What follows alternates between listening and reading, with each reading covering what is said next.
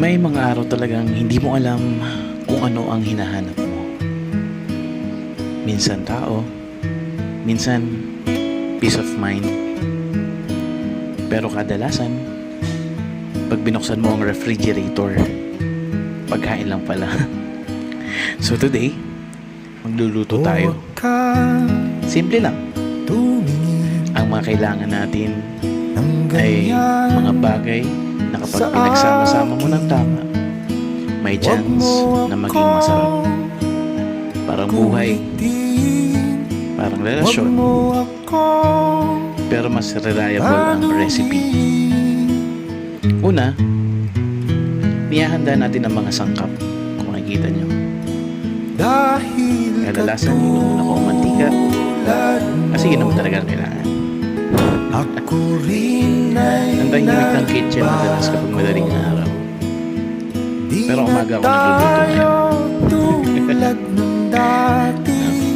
Ayan, so walang notifications, walang sleep kapag ganong oras madaling araw. Pero ayun, unahin natin ang garlic sa oil. Lagyan natin ang pitik at talsik ng mantika. Ihulog na rin natin ng sibuyas na may kasamang bell pepper.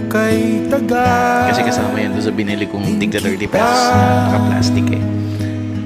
So maybe today will be a good day. And it's a sunny day. Muli nang sumikat si Haring Araw pagkatapos ng mga ulan. Ito na yung oras, no, kung saan naghahalo na tayo. May mga bagay talagang magpapaluha sa'yo. Sibuyas lang pala. Pero ayan na nga. Binuksan na natin yung ating pinaka main ingredient. So paksiw na bangus, no? Instead na karne ng baboy, yan ang gagamitin natin. Okay. Sabi nga nila medyo malansa. Pero hindi naman. Nasa pagluluto lang. Okay? Isahin lang yung puti. At least medyo healthy. Well, let it slide, guys. Lagyan natin ng paminta para at least may konti namang spice sa buhay natin. Hindi kailangan sabay-sabay.